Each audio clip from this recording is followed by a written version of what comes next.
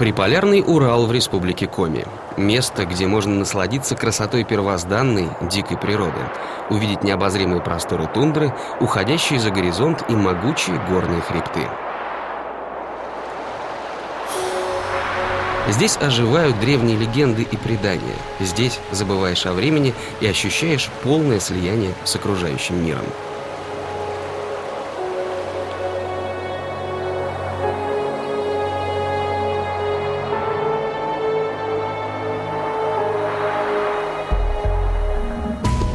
Ворота Приполярного Урала – поселок Верхняя Инта. От Москвы до столицы республики Коми, города Сыктывкар, 1400 километров. На самолете время в пути 1 час 40 минут. От Сыктывкара до Верхней Инты можно доехать по железной дороге. Расстояние 600 километров, поезд проходит за 12 часов. От поселка Верхняя Инта к Уральским горам ведет грунтовая дорога. По ней совершают регулярные рейсы грузовики-вездеходы, оборудованные для перевозки пассажиров.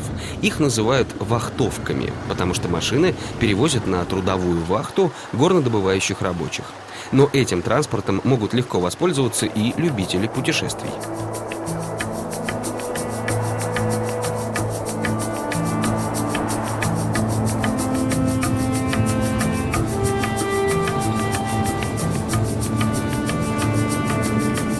Мой путь лежит на туристическую базу «Желанная» в поселке с одноименным названием, который находится в горах. От поселка Верхняя Инта до базы 130 километров.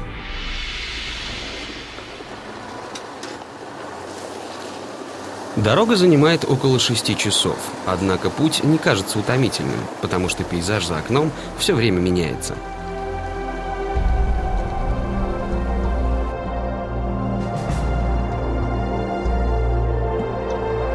Густой лес переходит в лесотундру и тундру с необозримыми просторами. Но главное, впереди, в призрачной для вершины и хребты Уральских гор.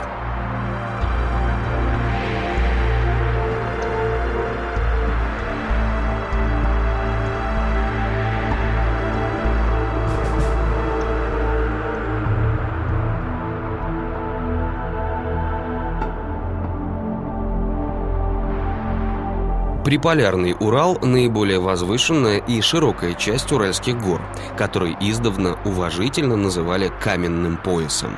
Здесь он достигает ширины почти 200 километров. Большинство ученых считают, что при своем рождении Уральские горы были выше, чем Анды и даже Гималаи. Они одни из самых древних на Земле. За сотни миллионов лет Уральские горы успели основательно разрушиться под воздействием оледенения, ветров, дождей и оползней.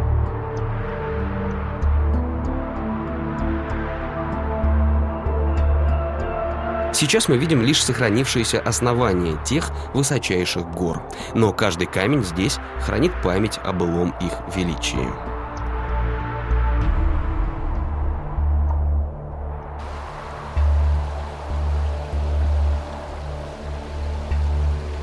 Вот эта гора на месте впадения реки Балбанью в реку Кажим называется памятник природы Риф Балбанью. Слово «риф» здесь кажется немного странным, но ученые установили, что в каменно-угольный период вся эта местность была покрыта водой, а гора возвышалась маленьким островом посреди древнего океана.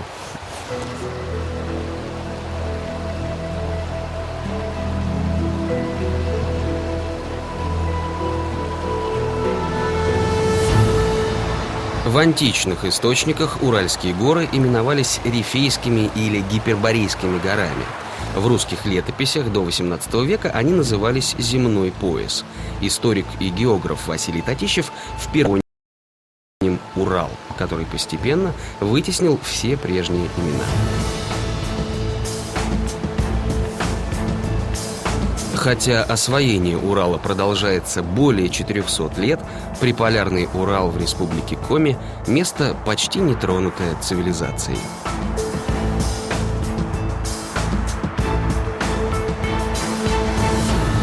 Народы, населявшие эти земли в древности, давали свои названия Уральским горам. Мань-Синьор, Коми-Ис, Ханты-Кеф и Ненцы-П. Забавно, но все эти слова по сути означали одно и то же – камень либо большой камень.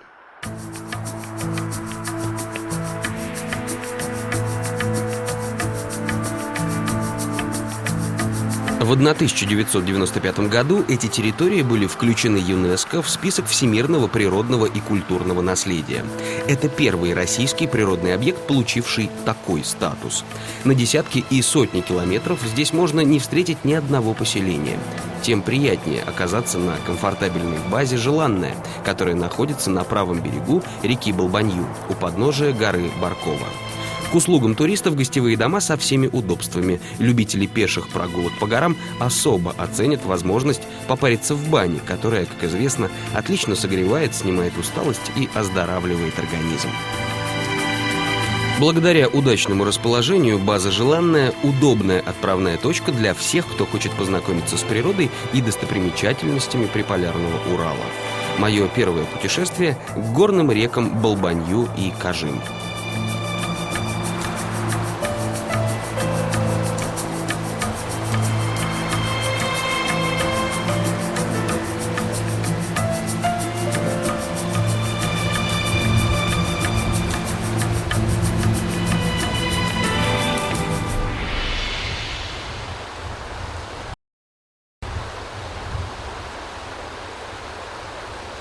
Река Болбанью неглубокая и отличается очень быстрым течением. Свое начало она берет из озера Верхние Болбанты.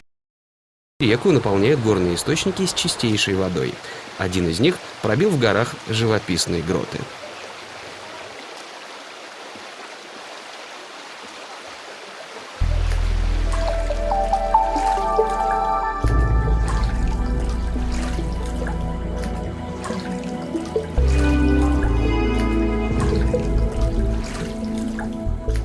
Вот это как раз тот самый случай, когда сама природа заменила блага цивилизации. Вот эти гроты вдоль реки Болбанью издавна геологи и путешественники использовали как естественные холодильники. Они сооружали здесь деревянные стеллажи по форме ниши, чтобы оптимально использовать пространство, и укладывали на них продукты, которые прекрасно сохранялись, потому что здесь и микроклимат, и температура всегда постоянные.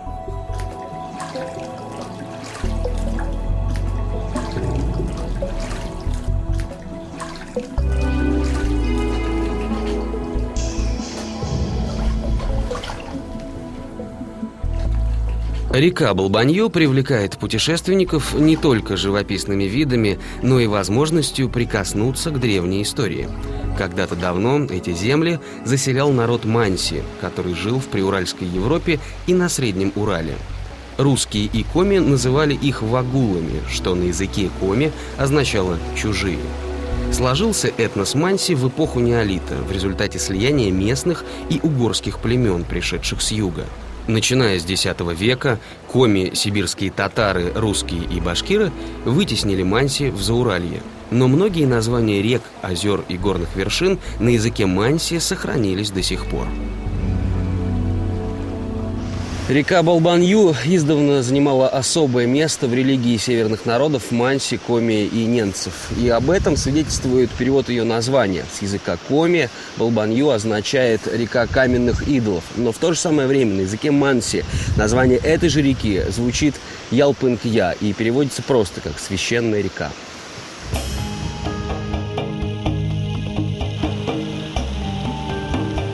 В мифологии народа коми вода являлась самой первой стихией мироздания. Чтобы создать земную сушу, верховным божествам пришлось нырять на морское дно и доставать с него песчинки. Каменными идолами коми-народ называл одиноко стоящие каменные останцы, похожие издалека на фигуры людей. В древности местные жители считали их священными.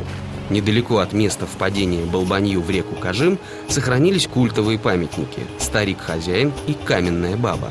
Высота скалы Останца, издали напоминающей фигуру женщины, около 30 метров.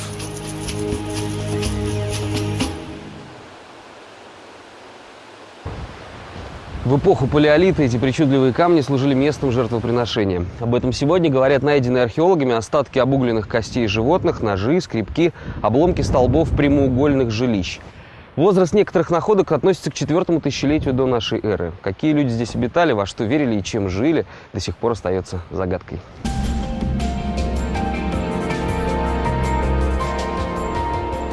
Историю этих мест невозможно измерять годами, потому что тысячелетиями здесь почти ничего не меняется.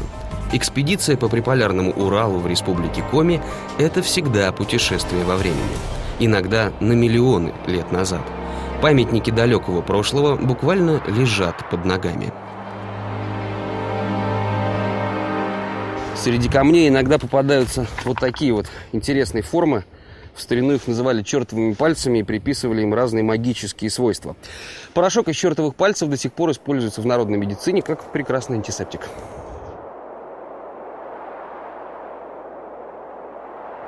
На самом деле, это окаменелая часть внутренней раковины древнего моллюска белемнита. Больше всего белемниты были похожи на кальмаров, плавали также хвостом вперед, а вот эта острая часть называется ростр, точно так же, как нос корабля.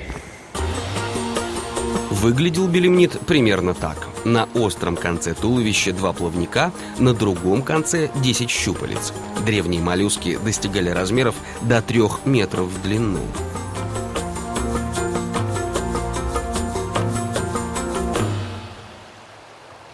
Белемниты жили 360 миллионов лет назад. И чтобы лучше понять, как давно это было, можно представить себе импровизированную шкалу времени. То есть, если принять 1 год за 1 миллиметр, то до начала нашей эры, вот с этого места, где я сейчас стою, примерно 2 метра. Это около 3 шагов. 2 и 3. По этой системе до времени, когда жили мамонты, то есть до ледникового периода, примерно метров 15. Это вон как до того камня на берегу. Ну, а до эпохи белемнитов 360 километров. Это где-нибудь за горами, так далеко, что отсюда не видно.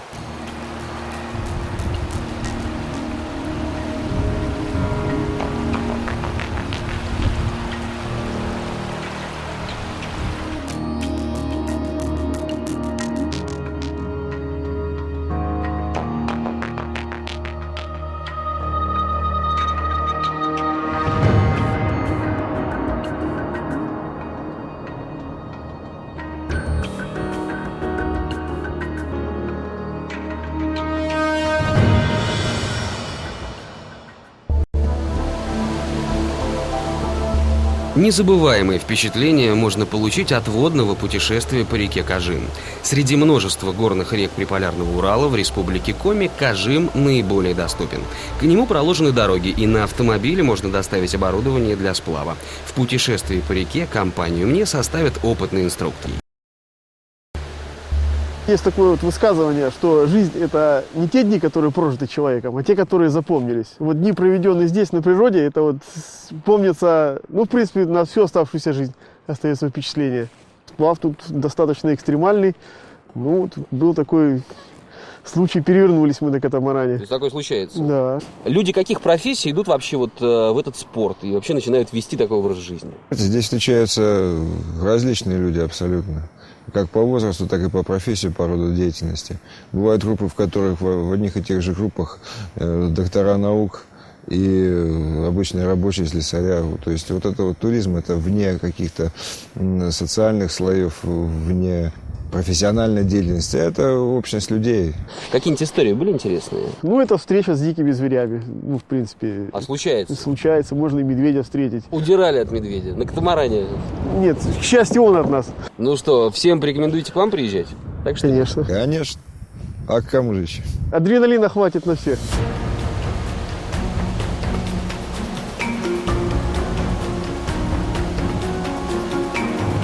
Впереди порог, который называется плита. Это препятствие 2-й категории сложности.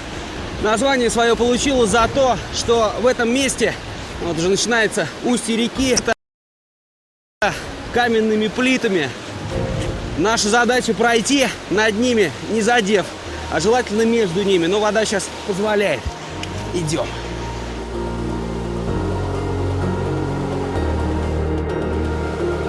Впечатляющие пороги, гигантские валуны, причудливые скалы, поросшие тайгой, придают реке дикий вид. Кажим славится среди любителей рафтинга тем, что имеет множество живописных камней-останцов на своих берегах. Недалеко от впадения ручья Бадьяшор в эту реку нас ждет еще одно препятствие. Здесь русло реки становится уже, слив воды идет под достаточно крутым углом. И кроме того, высокие стоячие буруны. Внимание! Некоторые Острые пороги на реке Кажим достигают 4-й категории сложности. Их прохождение требует серьезной подготовки и мастерства. Наш маршрут подходит к финалу, но впереди еще одно испытание – порог Пионер. На этом препятствии главное не поставить судно бортом под волну, иначе может перевернуться.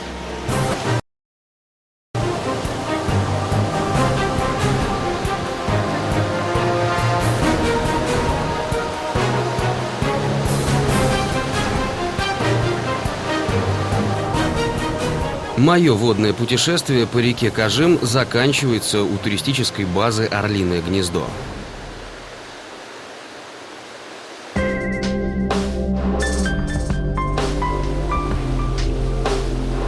База расположена прямо на берегу, и любители сплава могут остановиться здесь на ночлег. Я же продолжу свой путь, чтобы успеть ближе познакомиться с природой приполярного Урала. Но прежде наберу воды в ручье Тела-Шор. Она отличается высоким содержанием фтора и серебра, поэтому очень полезна и долго хранится без всякой консервации.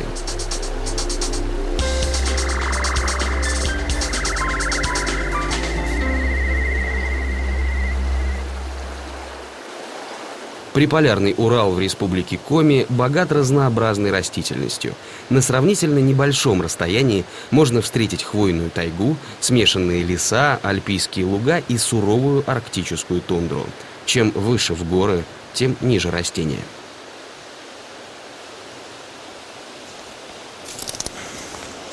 Здесь нередко можно встретить кусты можжевельника. Его ягоды используют в качестве приправы для дичи и рыбы, а также при приготовлении некоторых напитков. Но самое интересное, что строго ботанически вот этот плод – это даже не ягода, это шишка. Или шишка-ягода. Хотя внешне, конечно, ягода.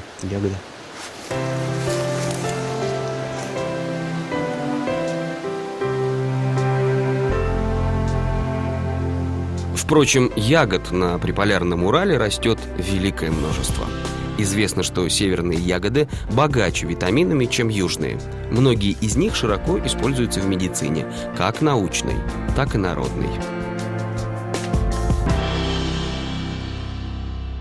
Уже прошли первые заморозки, но ягод на склонах гор по-прежнему очень много. Вот это, например, жимолость. Она имеет такой интересный, знаете, немного похожий на голубику вкус, терпкий, но приятный. Но самое интересное то, что эту ягоду ценят за ее полезные целебные свойства. В ней очень много веществ, которые укрепляют стенки кровеносных сосудов и помогают при гипертонии, то есть при высоком давлении. Очень полезная.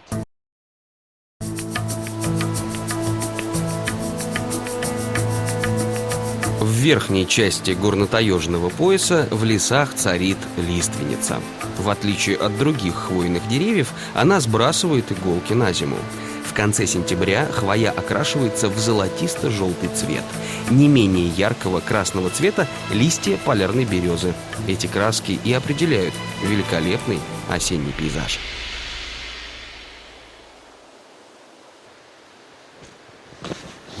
Это сфагнум. Мох, который можно отличить по следующим признакам. Во-первых, он растет во влажных местах, а во-вторых, имеет довольно длинный стебель, без корневища, очень похожие такие типа листьев на елочку и сверху шишка. Весьма полезное для туриста растение. Я сейчас наберу его с собой, потом расскажу для чего.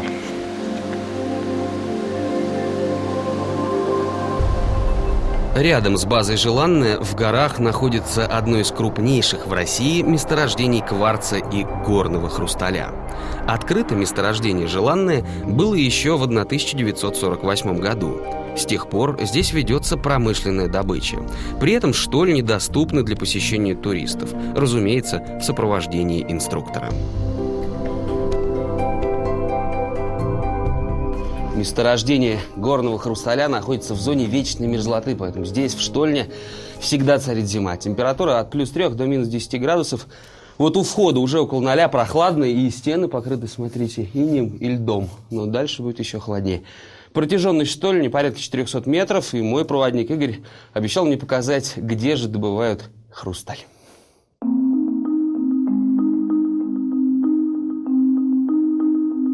Горный хрусталь – прозрачная кристаллическая разновидность кварца, самого распространенного минерала на Земле.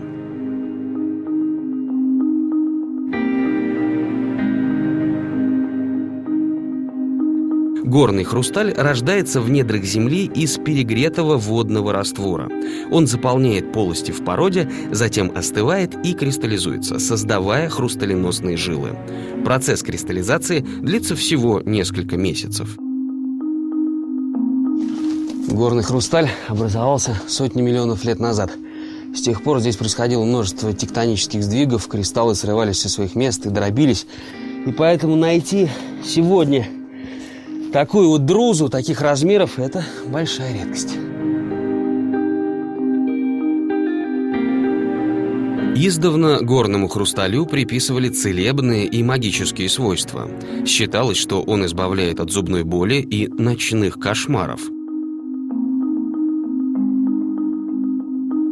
Согласно греческим преданиям, боги пили амброзию только из хрустальных кубков и всегда помогали человеку, если он приходил в храм, держа в руках горный хрусталь.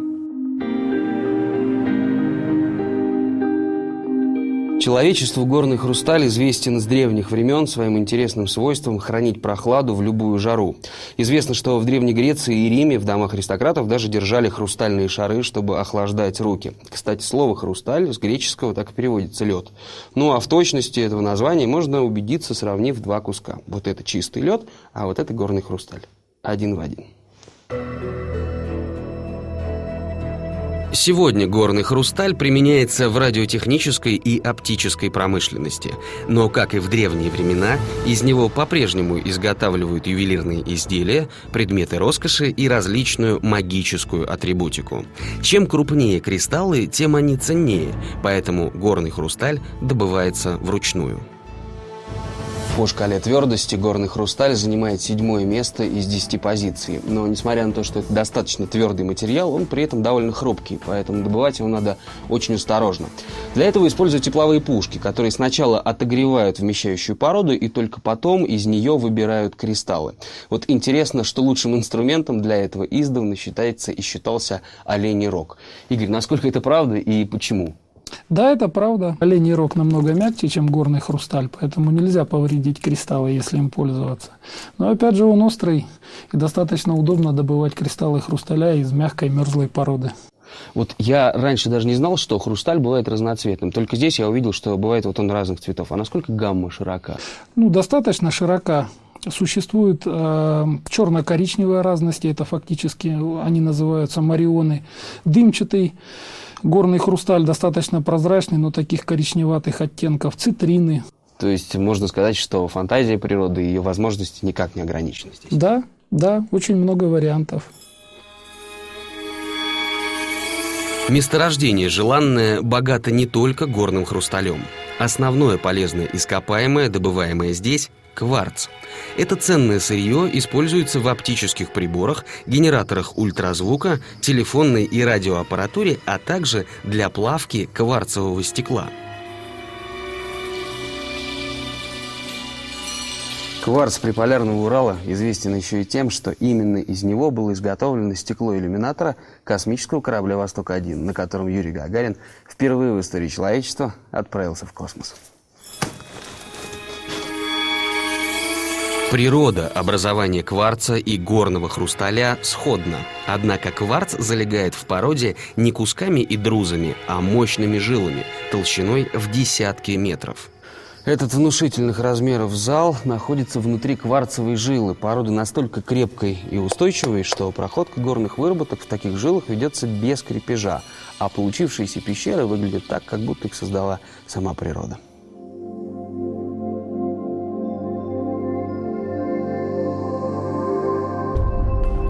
Рукотворное подземное царство поражает своими масштабами. Но еще большие чудеса начинаются, когда человек оставляет штольню и за дело берется сама природа.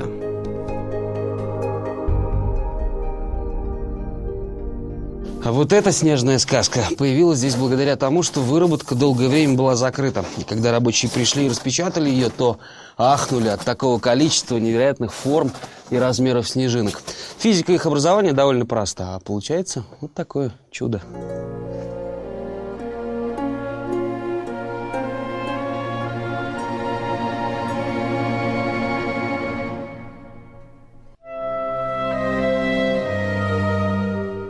Сотворили снежное царство процессы конденсации. Температура в штольне круглый год около 0 градусов. Воздух под землей влажный, и эта влага, замерзая, превращается в ледяные кружева.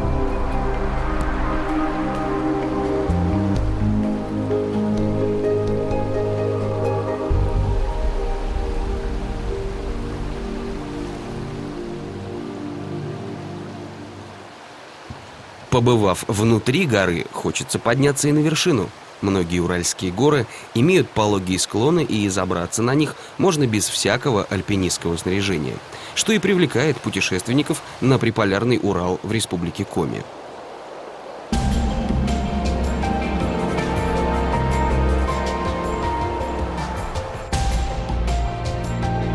Мои проводники предлагают подняться на гору Народную. Она самая высокая на Урале – 1895 метров. Стать покорителем высочайшей вершины Урала, конечно, заманчиво, но гора имеет минимальную категорию сложности, и подъем на нее довольно прост. Меня заинтересовала совсем другая вершина. Она овеяна множеством легенд и преданий, о которых мне хочется узнать побольше. Это гора Яркусей, более известная под названием Шаман-гора. Прежде чем отправиться в дальнюю дорогу, я воспользуюсь своим запасом природного материала, полезного для пешего путешественника.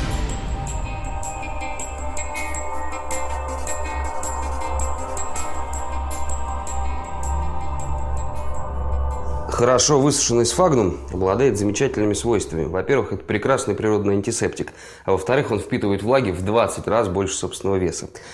Поэтому, если его проложить в ботинки, то ногам будет удобно и сухо.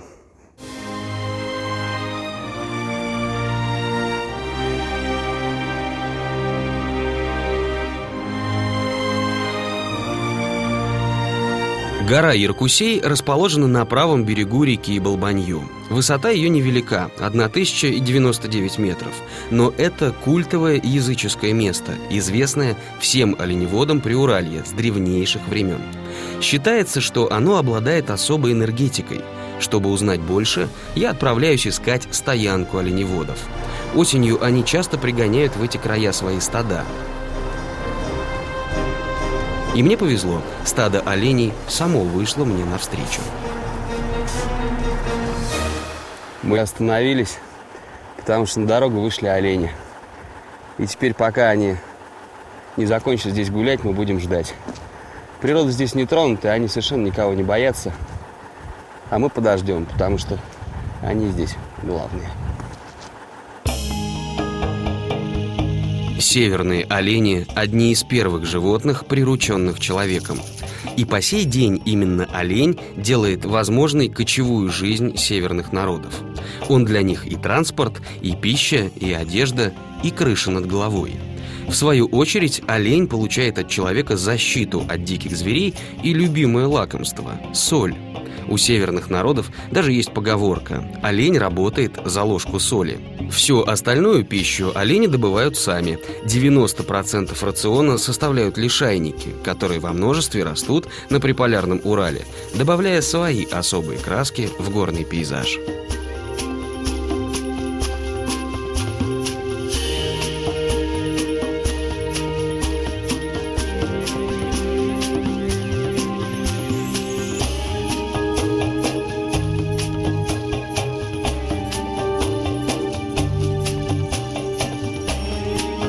Зеленый цвет курумников объясняется очень просто. Дело в том, что камни сплошь заросли лишайником, которого в этих краях довольно много разновидностей. Вот смотрите, есть белый, похожий на кораллы.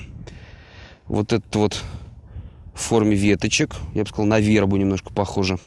Вот есть серый в форме губки и многие другие. С точки зрения ботаники, лишайник – это очень интересная и водоросли. А самый известный лишайник, кстати, это оленей мох. Ягель, которым и питаются олени.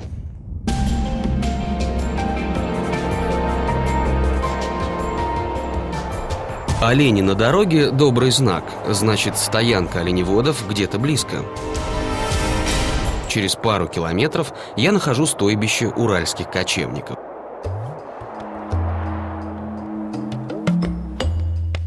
Уклад жизни этих людей сохранился с древних времен практически без изменений. Оленный народ самобытен и является ярким примером почти полного слияния человека с природой, где довольствуются только необходимым и не берут ничего лишнего. Кочевники всегда рады гостям. Они рассказали мне о тайнах горы Яркусей.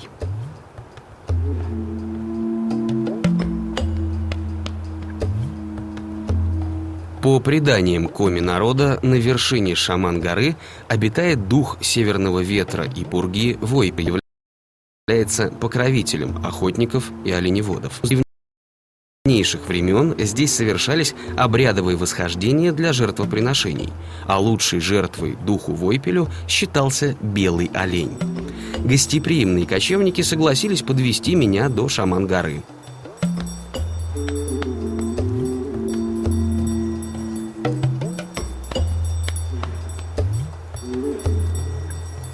Рядом с ней я действительно нахожу следы стойбища оленеводов.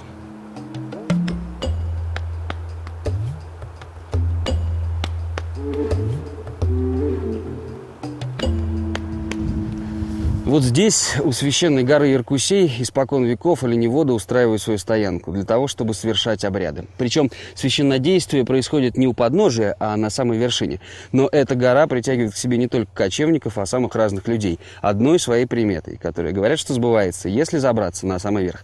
Так это или нет, я не знаю, а вот подняться попробуем.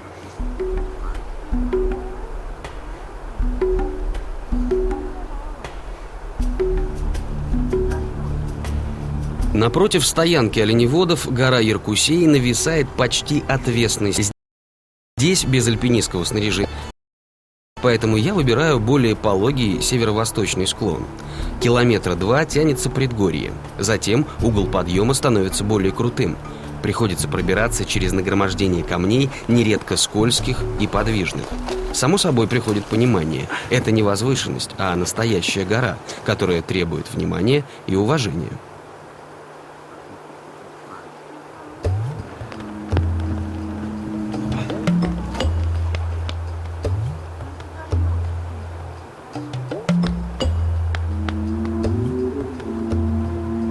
По пути к вершине на небольшой площадке я неожиданно для себя обнаружил вот эту сложенную из камней пирамиду, которая сразу привлекла мое внимание тем, что явно рукотворного происхождения. И думаю, это сделали не туристы. Дух Войпель в мифологии коми-народа считался верховным божеством и прародителем человека на земле. Издавна он почитался как главный покровитель человеческого рода. К нему обращались с просьбой оберечь от болезней и бед, защитить от врагов. Согласно поверьям, Войпель не любит никакого шума и криков. Это может вызвать его гнев, и тогда поднимется сильный ветер, а люди превратятся в камень.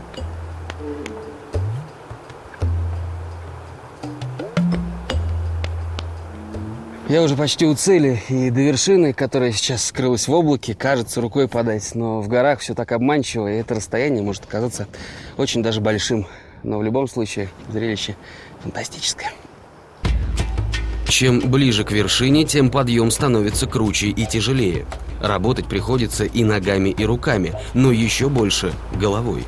Неверный поворот, и упираешься в отвесную стену. Необходимо найти лазейку в лабиринте из ощетинившихся огромных камней. В тумане каменные глыбы кажутся диковинными статуями при входе в языческий храм, а вершина – далеким несбыточным миражом. Но каждый шаг приближает меня к цели. В облачной мгле не сразу понимаешь, что выше идти некуда.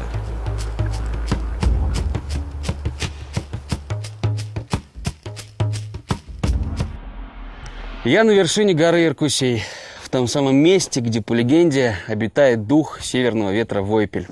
И, похоже, здесь действительно совершались какие-то обряды. Кстати, предание гласит, что если подниматься сюда с чистым сердцем, добрыми намерениями, не кричать, не шуметь и, главное, ничего здесь не трогать, то целый год будет сопутствовать удача. Кстати, похоже, облака расходятся, и, наверное, это добрый знак.